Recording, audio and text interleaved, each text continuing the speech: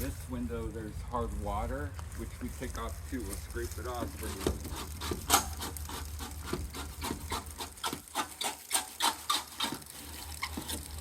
It's caused by the sprinklers usually, or if you're using your water hose.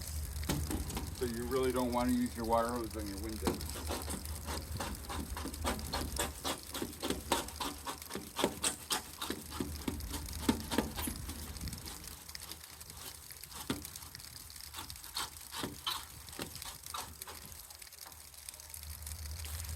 Hard water taken off.